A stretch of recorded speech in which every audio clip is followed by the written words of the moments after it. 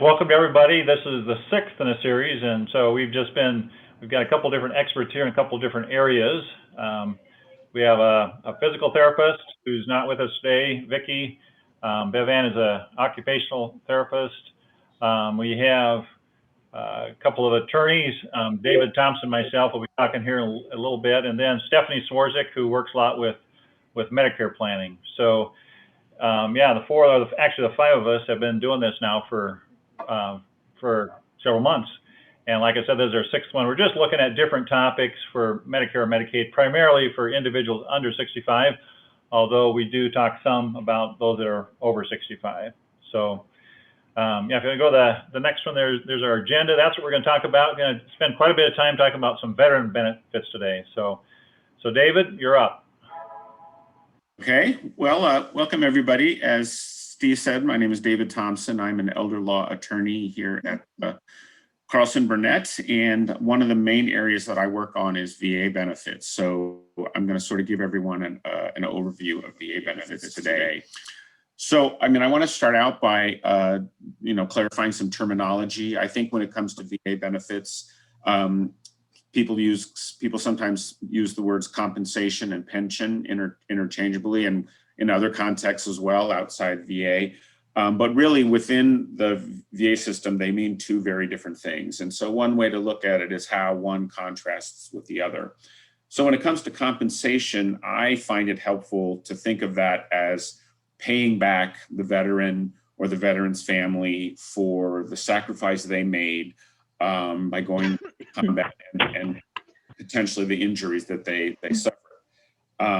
Pension, however, is not about paying anyone back. It's not about being wounded during service. It's really a form of financial support for people who are low income.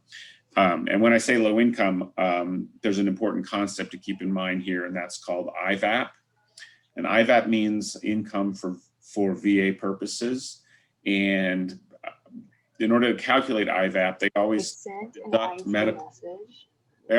medical expenses from that. So based on that situation where people's expenses exceed their income, they're sort of automatically low income. And in a way, almost many of us are going to be in that position.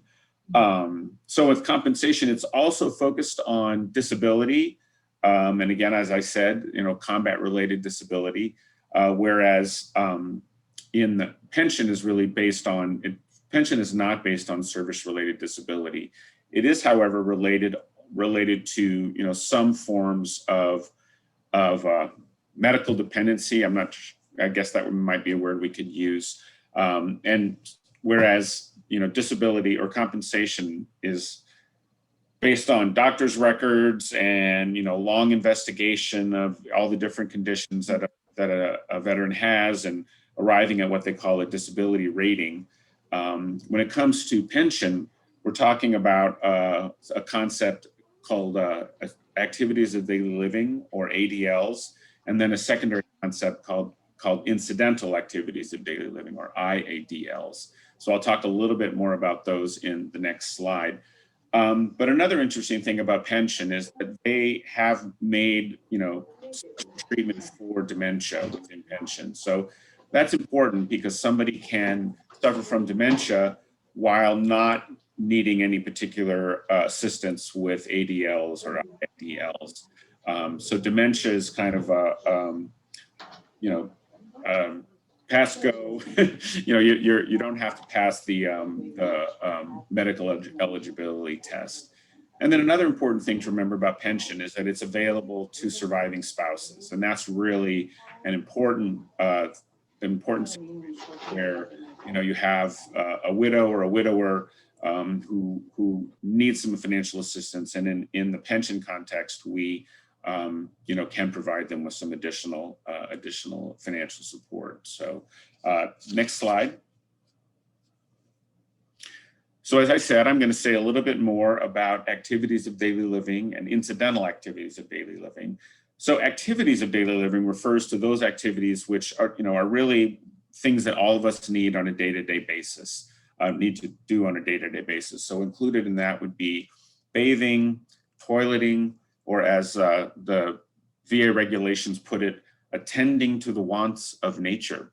I like that phrase. But so we've also got eating and dressing and transferring, which means getting up out of a bed or getting up out of a chair. And then of course, walking. In order to meet the eligibility requirements for VA pension, you have to need help with at least 2 of those activities of daily living. So you don't need to require assistance with all of them. Maybe you're somebody who can walk and dress yourself, but you're not so good at eating meals on your own, and toileting is an issue for you. So you have to have at least 2 of the activities of daily living to be eligible for pension. And then when it comes to incidental activities of daily living, that refers to activities which aren't necessarily things that all of us have to do on a daily basis. They're more, well, as the word suggests, incidental. And in that category, we would put things like preparing meals. So as opposed to actually feeding yourself, an incidental activity would be cooking and preparing meals, doing housework, cleaning up your home and your immediate environment, answering the phone. That's an important one. Folks with dementia or other forms of disability often don't know how to use a phone because of cognitive impairment. And then in that same category is managing finances, paying your bills, writing checks, that sort of thing. So when it comes to incidental activities of daily living, you only need help with 1 of them to qualify. So maybe you're somebody who can do all the other things, but yet you can't manage your own finances, you can't pay bills. That would be enough in the pension context to pass the IADL test. But as I said, VA pension makes kind of special space for what we call custodial care. And if you're somebody who requires custodial care, then as I said, the ADL and the IADL requirements no longer apply. You can qualify even if you somehow can manage all those activities on your own. But generally, when we're talking about somebody with dementia, they're also having problems with ADLs and the IADLs. So custodial care, I mean, it's kind of a broad concept, but in the VA documentation, it defines custodial care as someone who displays the effects of advancing age, such as dizziness, loss of memory, or poor balance. And generally, if you're somebody who's in a facility, particularly a locked unit, then you're automatically somebody who's under custodial care. So you would meet that. That's the custodial care for VA pension. Next slide. So now I've kind of given you a broad overview of the financial and medical requirements. I want to go over a couple other requirements required in order to be eligible for VA pension. So the first one of these is what we call the service test, and obviously that relates to the veteran's connection with whatever branch of service they served in. Part of the service test is that you have to have served during wartime. And there's really 4 periods of wartime under the VA regulations. And those are, World War II, the Korean War, the Vietnam War, and the Gulf War, which is kind of a vague concept in the sense that it lasts up until the present, even though we aren't really using the term Gulf War at this point in time. Now, I should point out, you don't actually have to have been in combat, but as long as you served during 1 or more of those periods of wartime, you meet the service test requirement. One thing to note about that, though, is that we are entering an awkward phase in the sense that, anyone who served in the military during a period that was not a wartime period, then they don't qualify. And, one thing to note is that, like the Korean War, the VA has decided that the Korean War ended on January 31st, 1955.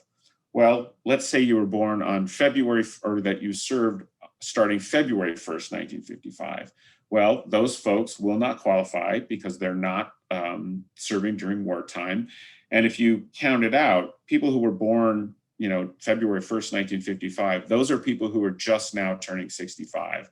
So really, between the end of the Korean War in 1955 and the beginning of the Vietnam War in 1964, that's quite a gap there where a lot of people are not going to qualify for VA pension just based on the service test. I think that's really unfortunate, but that's just the way it is. So in addition to having served in the military during a period of wartime, you have to have served at least 90 consecutive days, and you have to have been honorably discharged when you left the military. Those requirements are usually not that hard to meet. And then there's the age and or disability requirement under pension, which is that you have to be over 65, and most applicants for pension are over 65, or you have to be permanently disabled. So if you're somebody in your 40s and your 50s, but you are permanently disabled, you can qualify for pension in that category as well. And if you're somebody who's living in a nursing home, then also, you that kind of automatically passes the test for pension eligibility. And then another way of passing that test is if you're already receiving Social Security disability insurance or supplemental security income. And the reason why those count is that in order to qualify to receive SSI, you have to have been designated as disabled by the Social Security Administration. So if you're receiving SSI, that automatically means that you have been certified as disabled, which is why you would qualify for VA pension benefits. And when it comes to applying for pension, there's a whole packet of documents that you have to submit. And I'm just going to talk about some of the most important ones here. So the first document that people come into contact with is usually what we call the intent to file. And the intent to file is a short document that you file with the VA. And basically what it does, as the name suggests, is it notifies the VA that you intend to file an application for pension benefits. Now, one great thing about pension benefits is that once the intent to file is on file with the VA, you actually have 1 year from the date that the intent to file was on record to finish the application. So if you submitted your intent to file and you submitted it on March 1st, but you don't finish the actual application until November 1st, then you would still qualify under that test because you have completed the application and submitted it before that 1 year threshold. So that's a really great thing. And I'm always wondering whether that might be something that they take away, where instead of allowing you that whole year to complete your application, they might just start paying benefits just as of the date of the application, which would be a little more complicated than just having to file the intent to file document. So in addition to the intent to file, another important document is what we call the DD-214.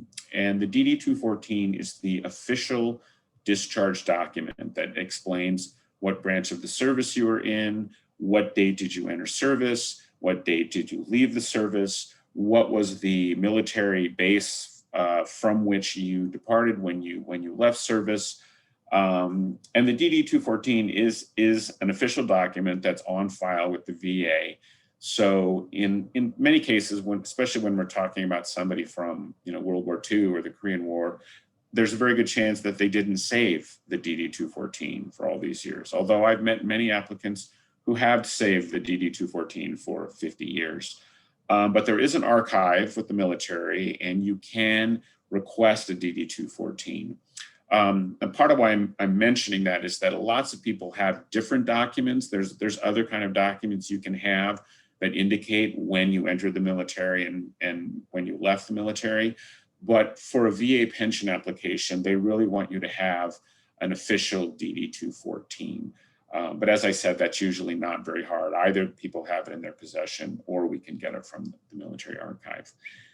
And then another important document is the doctor's examination form. So as I said, this form does not have to provide long, complicated explanations of the various medical conditions that you are suffering from. Instead, what it really has to certify is whether or not you need help with ADLs or IADLs, or whether you have dementia and needs custodial care. The doctor's examination form usually has to discuss those three areas. And I spent a lot of time when I'm working with folks on VA applications, explaining to the applicants and sometimes to the doctors themselves what kind of information the form is asking for, because it doesn't necessarily follow the list of activities of daily living. There's the questions are a little bit different, the orders are a little bit different. So it does sometimes take some clarification to make it possible for people to correctly fill out the doctor's examination form.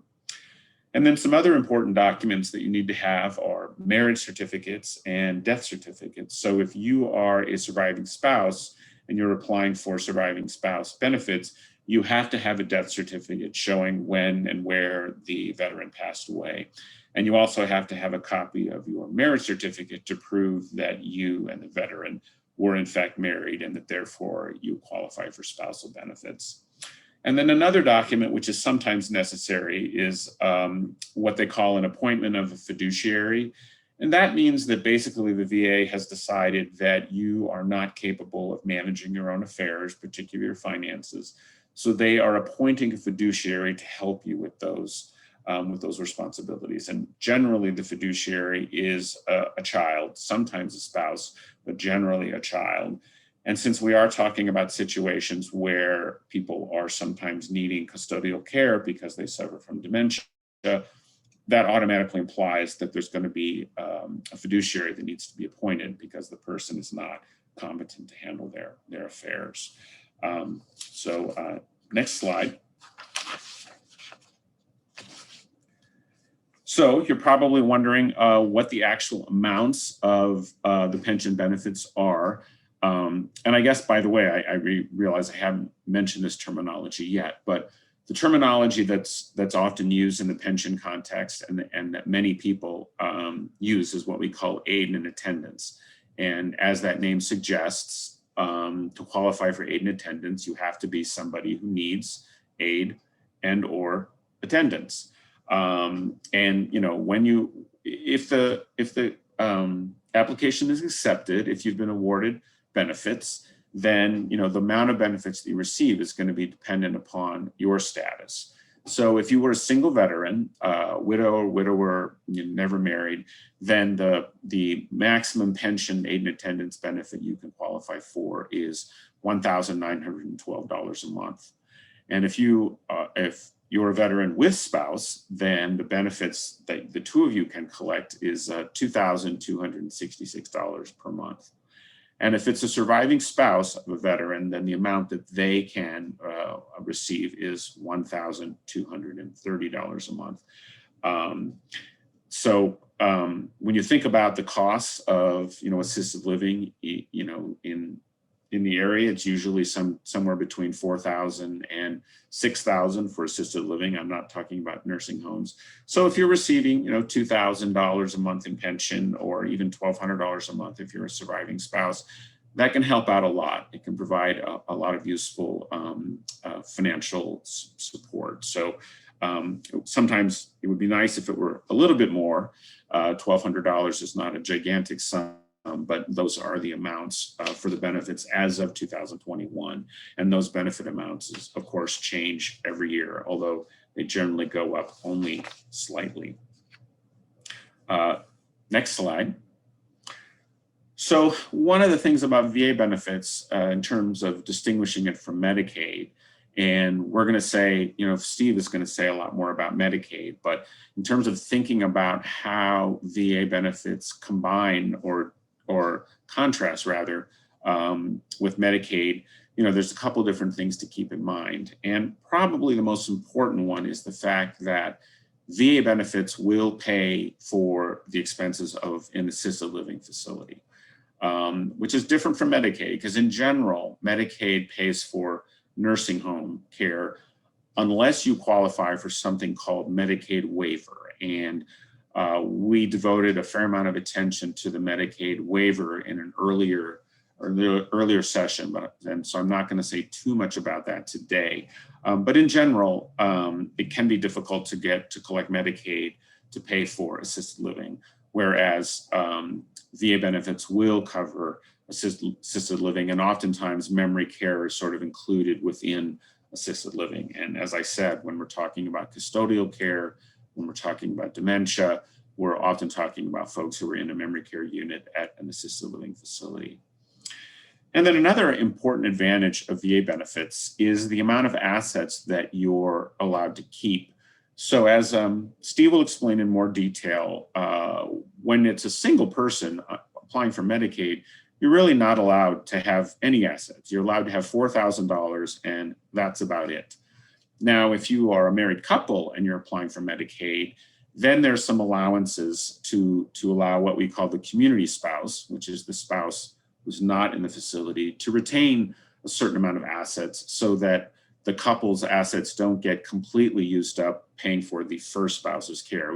The spousal impoverishment program is intended to ensure that there are assets left to take care of the community spouse.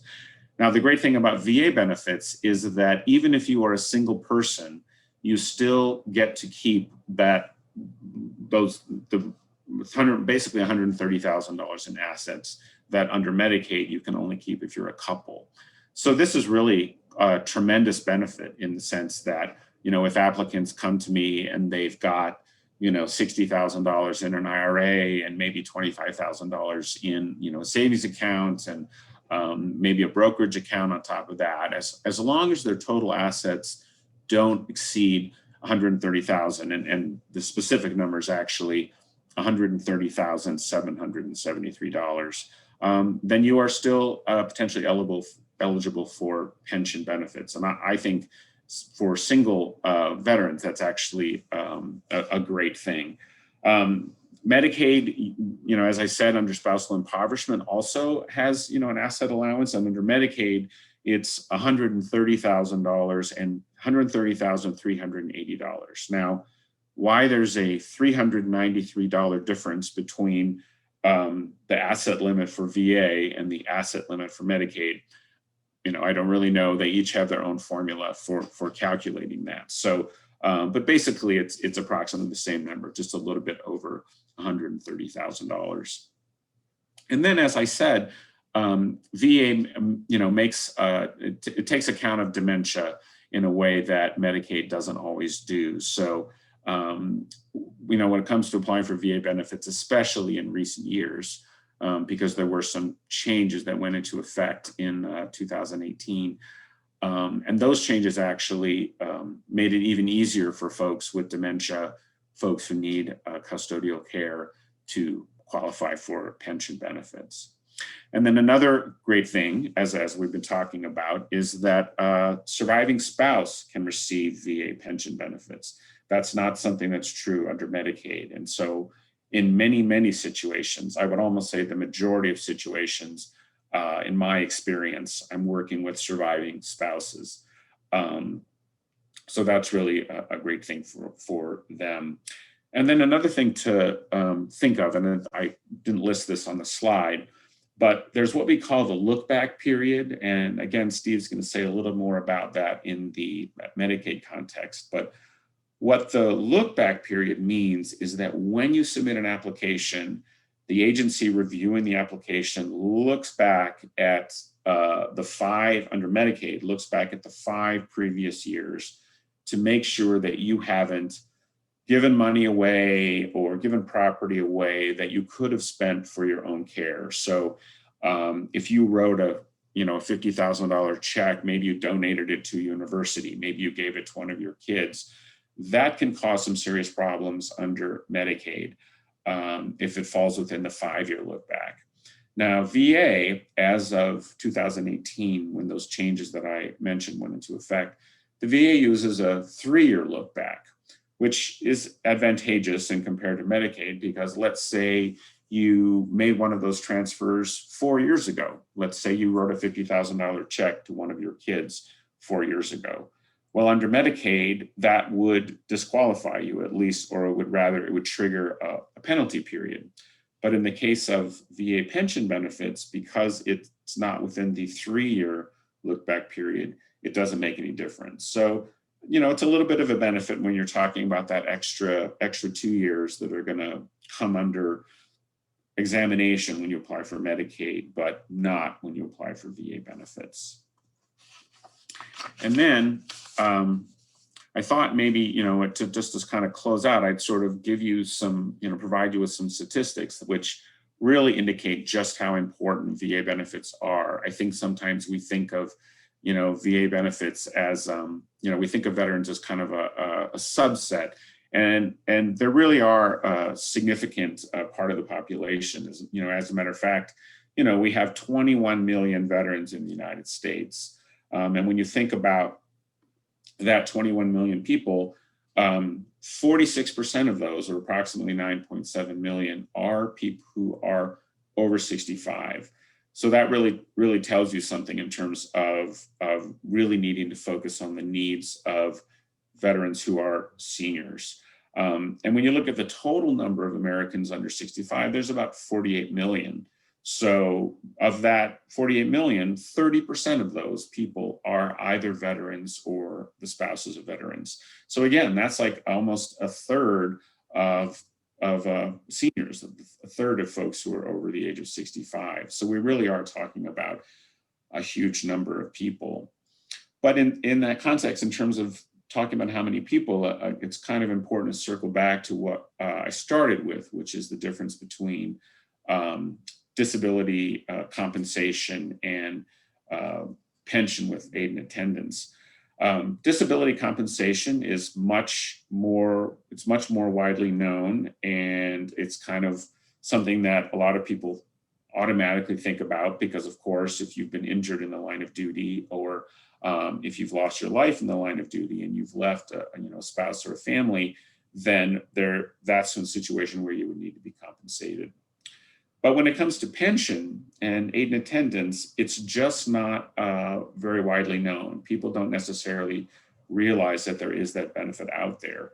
And so as a result of that sort of lack of knowledge, the number of veterans and spouses who are receiving pension benefits is really just a little bit over 400,000. So when you compare that 400,000 number to the 5.7 million people who are receiving disability compensation, it really is a huge difference. And it's even a bigger difference when you take into account the fact that there's an estimated 15.5 million people, or a million veterans or veteran spouses out there who would be eligible for pension and aid and attendance benefits, but just don't know about it and just aren't aware of what they need to do to go through the application process. So that's where people like me and folks at veteran service organizations come into play, not only to spread the word about pension and aid and attendance benefits, but also to help people through the application process. And as I said at the beginning, disability-related compensation, it's about various physical conditions and what are the different ratings that the VA assigns to those different physical conditions. How do they interact with one another? Maybe you have suffered a loss of limb. Maybe you're blind. Maybe you've had permanent injury that makes it impossible for you to work. Each one of those physical conditions will result in a formula that's used to calculate your disability rating under disability-related compensation. But when we're talking about veterans benefits, it's as I said, it's relatively straightforward in terms of how you qualify. But because so many people don't really know about it, there's really value added when we can spread the word and help people understand how pension benefits can help them, particularly in situations where you're dealing with dementia and the need for custodial care. So with that, I will turn it over to the next speaker. I think we'll have some Q&A at the end. So if anyone has any questions about anything I've said here, happy to go into more detail about the application process or anything else. And just want to thank everybody for listening. I'm just going to take about 2 minutes. So when you look at aid and attendance versus Medicaid, it's important to look at both when you're dealing with veterans. And so we look at a number of different planning strategies for both of those. But aid and attendance is certainly one that we want to look at for veterans. So then the other slide there, I'm just going to, again, mention that we deal a lot with irrevocable trust. So I just want to put that up there because I think there's still some misunderstanding that irrevocable trusts are difficult to work with or really tie up assets just indefinitely, and they don't. There's a really powerful tool that we can use. And again, we don't use those in every case, but we do use those in a lot of cases. So I just want to make sure you're familiar with both of those things, just in case you've got somebody that wants to look at it. And, we sit down at no charge and just take a look at things and say, okay, here's what we recommend. So with that, I'm going to turn it over to Stephanie. Thanks, Steve. That was a great dive into some different veteran services that people just aren't aware of. And obviously, our veterans are super important to us. So we want to make sure that they're getting all the benefits that they deserve and are due. So my name is Stephanie Swerzik. I'm the owner of Simplified Financial Solutions. I assist people with Medicare options, Medicaid spend downs, health insurance through the marketplace and through other avenues. So today I just want to touch a little bit about how veterans might be impacted by Medicare benefits. A lot of veterans choose not to enroll in Medicare because they are eligible for the VA health benefits. VA is not insurance. It is a benefit that's paid through the VA. And it's treated somewhat similar to what we would consider an HMO. So it requires referrals if a specialist is wanting to be seen. So the eligibility for VA benefits, it's requires 2 years of active duty, and then they're assigned, veterans are assigned priority groups, and those are assigned based on both income and any service-connected disability. So they're put into groups, and the different groups have different cost share that they might have to pay some co-pays, and I think sometimes there's a misunderstanding that everything through the VA is free, and that's not always the case. It's affordable, but not always free. So the VA recommends many times that when members are first eligible for Medicare, whether that's when they're turning 65 or if they are starting to then receive the Social Security disability and 24 are eligible for Medicare 24 months after they're starting to receive benefits, that they do actually apply for Medicare Part B. A lot of veterans will take only Part A with Medicare, which helps with some hospitalization costs because it's free. But if they do enroll in Part B, they will get maybe some additional benefits that are available to people that have Medicare as well as the VA benefits. So if a veteran chooses not to enroll in Medicare Part B when they're first eligible and then decides down the road that they might want to enroll and get some of those, have a little bit more benefits available to them, it would be subject to a late enrollment penalty because VA benefits are not considered credible coverage when it comes to the Part B services, which are mostly the medical needs. The prescription drug coverage with the VA is considered credible, so they wouldn't be subject to a penalty for drug coverage, but I'm going to just really focus on parts A and B today. Next slide, please. Then there's two different programs. The VA and Medicare are two different programs. They don't coordinate benefits, so they're not sharing information with one another. So somebody may ask, why do they need both? Why do they need Medicare too? And it's really just to give them some more flexibility. If they have Medicare, then they have access to civilian doctors if they want to get a second opinion, or if it's more convenient, maybe the closest VA facility is a 45-minute drive where a specialist might be 10 minutes away and they want to see that specialist. Recently, they've changed some of the programming with the VA. They have what's called community care. So if a person is a specific distance away from a VA facility, they would have access through their community care program, and the VA would still help to pay for those benefits. But it does require referral and pre-authorization through the VA, which can take some time.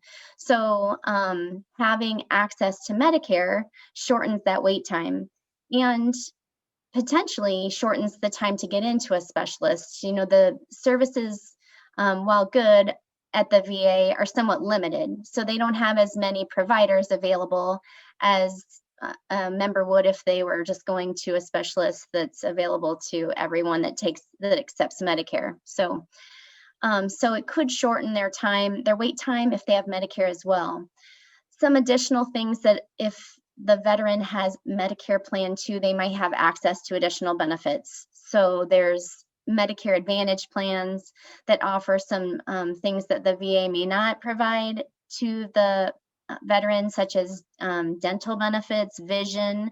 Some people do get vision through the VA. It just depends on service-related disabilities.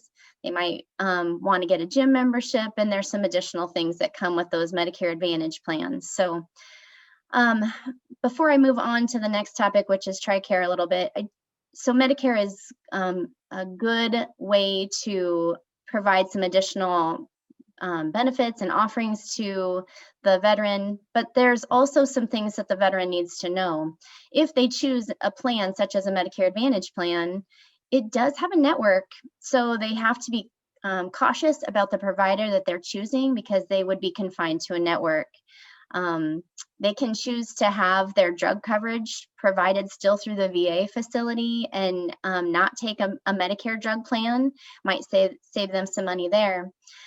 Just to share a personal experience, I did have a veteran that I was working with recently, and he has both a Medicare prescription drug plan and he gets some of his medication through the VA. So they can pick and choose which medications they get from which benefit plan, and he chooses to get his some of his brand name prescriptions outside of the VA because he says recently the VA is having a hard time getting some of those medications in.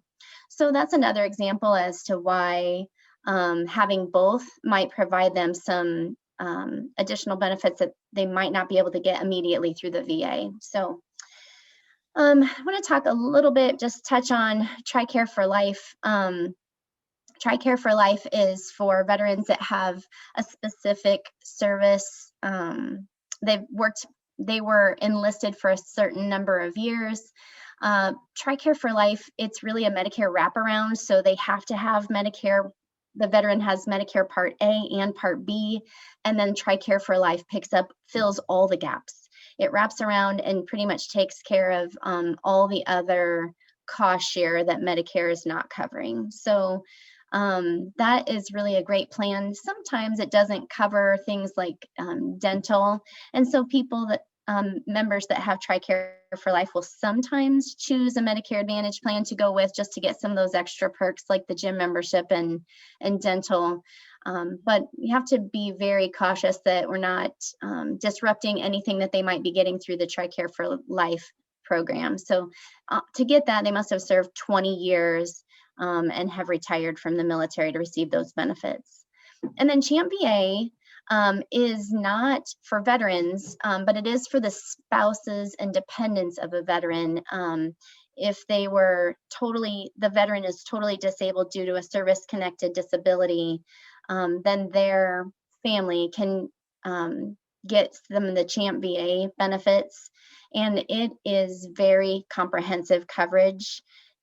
Generally, we are not looking at adding any additional like Medicare Advantage plans to go with that because it can definitely complicate coordination of the benefits. So, and that is all I have. So I'm really looking forward to Bevian's interview. And so I'm going to let you take it away, Bevian. Thank you. I have learned a lot from our three presenters so far, and hopefully at the end of the sessions, we'll have questions for everybody. And we have been talking about benefits for our veterans themselves, but veterans are members of families. And our next guest is going to talk to us about some of the services or benefits available to family members of our military personnel.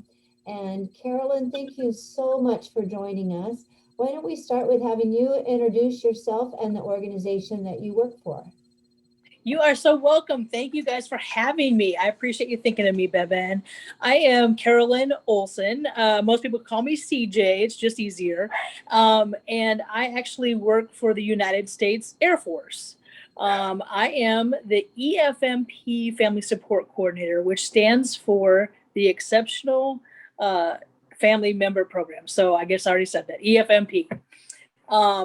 So most active duty folks, and this is with all sister services, if you are identified as EFMP, most people know what you're talking about.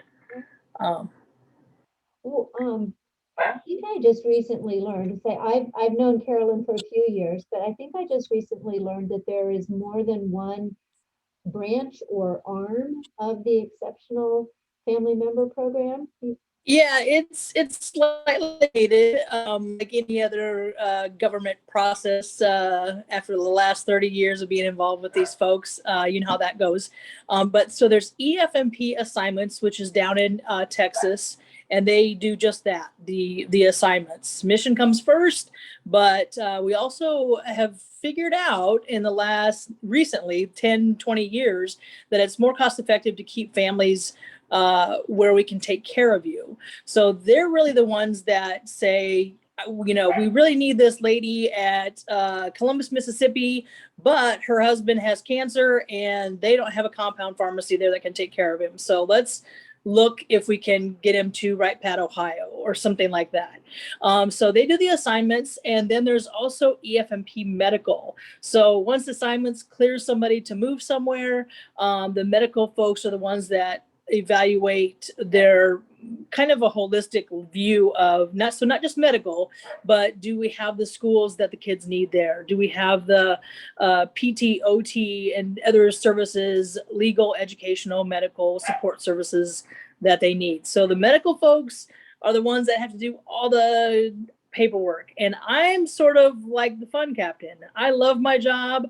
I don't have to tell anybody bad news. I am a family support coordinator. So the best way to think of it is a non-medical case manager. So the most part of my job is connecting families. So, you know, with resources on and off base. So that's special needs, active duty families is the primary part of my job. So somebody comes here from Germany and they say, oh, we had to move here because we just had a baby that has cerebral palsy.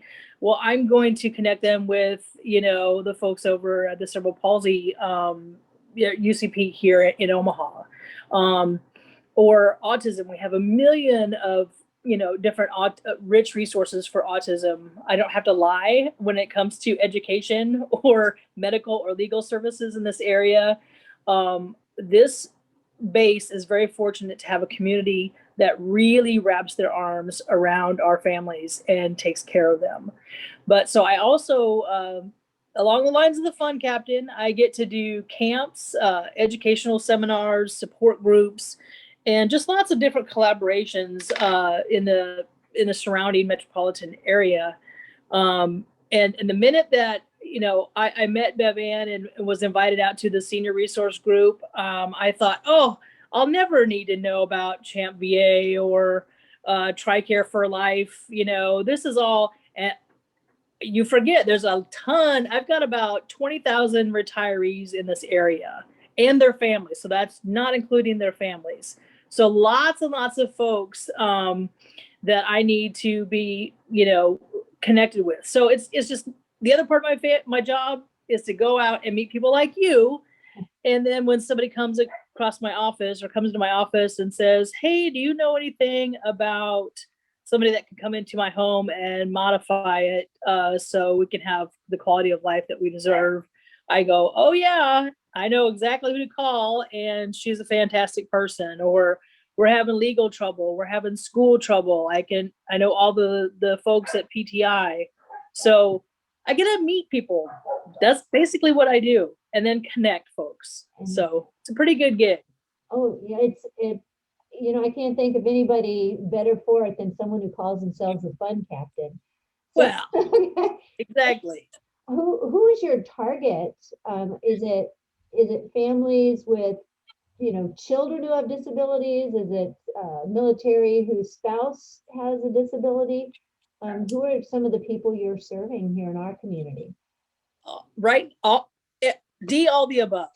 So we serve active duty special needs families as well as the retirees, the Guard, Reserve, and we have a lot of GSUs, so geographically separated units like Sioux City. Our runway is tore up, so we have a lot of folks in Lincoln, and I've even got a recruiter that works in the Mall of America in Minneapolis. Yeah, those are basically my target audience, but it's just whoever's a dependent of the active duty person. Okay. And so a lot of times it's the spouse, more often than not, it's the children. But we even have recently some of our younger airmen getting custody, if you will, of their parents with disabilities. Okay. So from the NICU to the nursing home, I covered all diagnoses, all different disabilities, abilities. They are all welcome as long as they are coded as EFMP. I can help them out. So And that's what's so, good with my pocket of money over there here. you go. Well, then that led me to two questions. One, how does someone get coded as EFMP? And then secondly, how do they find you? If they don't happen to run across, somebody like us who know you, Yeah, I do appreciate those referrals though. Okay. There is an Air Force instruction that says thou shalt, and thou shalt identify your family member as EFMP and get them enrolled through the med group. So that was the EFMP medical I was talking about. If they have any kind of medical need, educational need, or disability that they're aware of, if they even question it, but there's not a lot of teeth to that AFI because it says thou shalt, but if you don't, it doesn't say anything else. So it is mostly a self-identification process, especially with the learning things, because the schools don't talk to the MTF, which is Military Treatment Facility, Erling Berquist, if you will.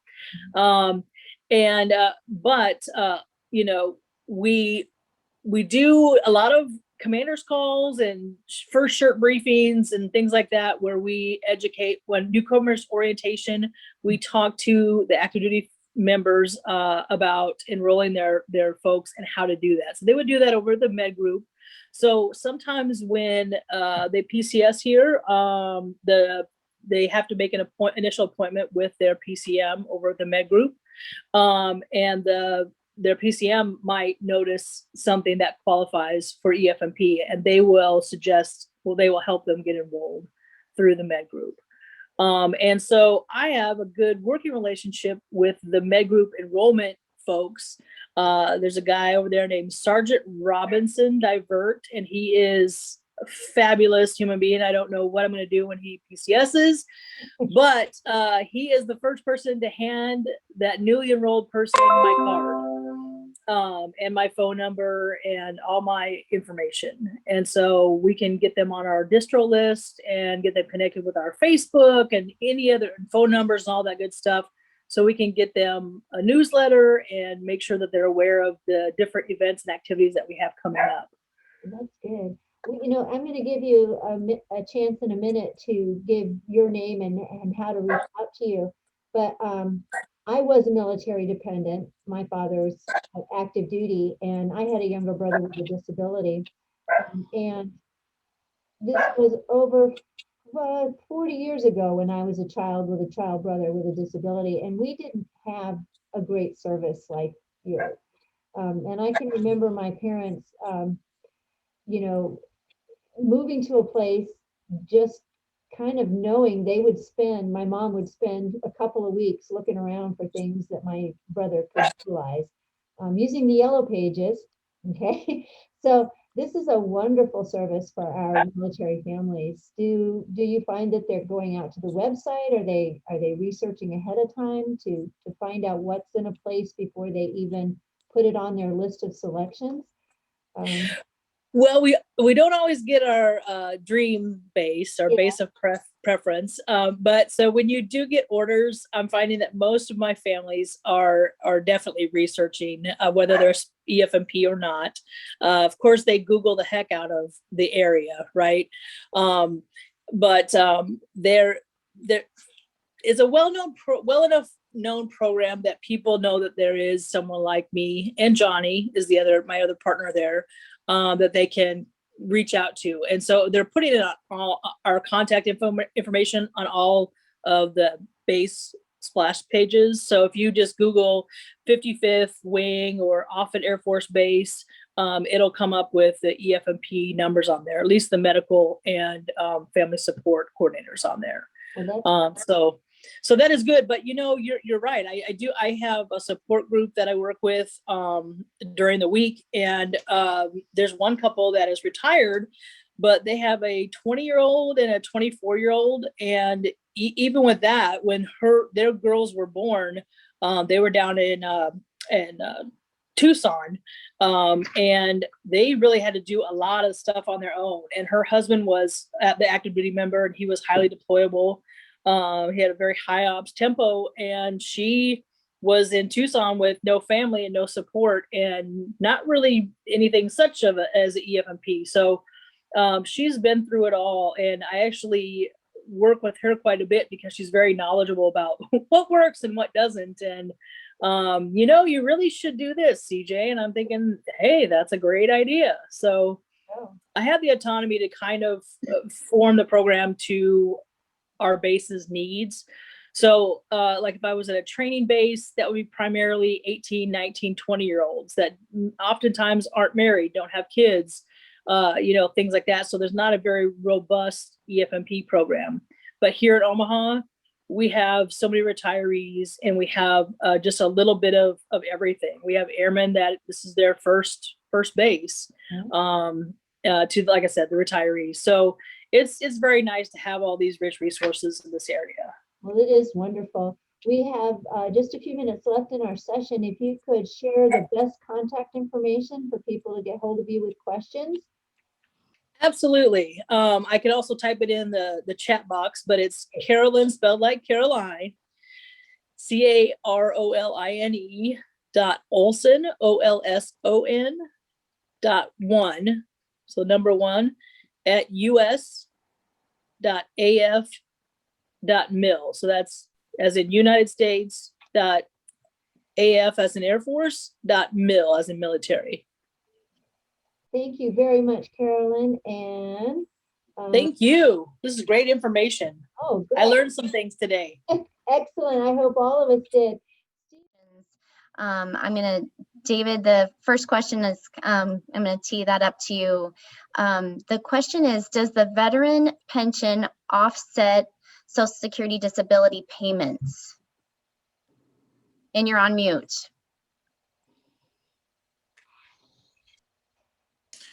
Okay, so this is actually where that concept of IVAP, or income for VA purposes, comes into play. Because as I said, most people have an IVAP of 0, because when you take the costs of the facility or whatever other medical costs they have and subtract that from their income, it's usually a negative number. And that included in that calculation are whatever Social Security benefits one receives. So it's very, very unlikely that somebody's going to make enough Social Security that it's going to offset what they're paying for the facility. So Social Security does not get in any way in terms of eligibility for pension with aid and attendance. Okay, very good. And somebody had asked if they could get a copy of the presentation. I put in chat too, but just in case anybody didn't see those notes, there'll be a little editing to clean up the recording, and then the recording gets sent out to everybody after the presentation, in addition to the other series, in case there's any that you'd like to replay, or you have the ability to go back and re-listen to the presentation from today. And then I don't know if I didn't see any additional questions. Do any of our other panel have any direct questions? I have a question for David. I know that there are offices where military people can go to get information about the pension and the disability information. And I think I've heard you talk about this a little bit before. you also can help somebody work through that process. Are there advantages or disadvantages? How does, how does somebody get started? With the pension application? Yeah, the pension application. Well, I mean, there are veteran services offices out there that you can call, although I think I would say that aid and attendance is in a way not very well understood by a lot of those organizations as well as the general public. So that's where you can start. But otherwise, I mean, I think probably, going online and typing in pension with aid and attendance. I mean, aid and attendance is really the key terms, and that's going to give you information about whether there's any, nonprofits or folks like me in a law firm environment who can help you with VA applications. But other than that, I mean, this is not something that's, widely publicized. Nobody gets anything in the mail saying, hey, why don't you apply for aid and attendance? So. Okay. Well, it sounds like it sounds like something that people have earned, right? They have earned this through their service, and something worth sharing with folks. I actually had not really, and it applies the same if a military person is under 65 and has that disability, then they are also eligible to add that pension, right, to their. Well, and I would just add too, for clarity, I mean, all the great programs that Stephanie was talking about, those are all handled under a different umbrella than pension benefits. So you can think of disability-related compensation as one bucket. You can think of pension with aid and attendance as another bucket. And then all the things that Stephanie was talking about would really come under healthcare. So they're not mutually exclusive. You can, benefit from, some of those programs while you're also receiving pension. Thank you. That's a good point. And I just want to invite everyone to register and join us for our next, which is the 7th in a series on September 15th at noon again. And this time we're going to be talking about how Medicare and Medicaid help support living in your home in Nebraska. There's been some changes just within the last couple of weeks. And so I'd encourage everybody to join in and see what's changed and how we might serve people with disabilities in our community. So thanks for your time, and everyone have a great day.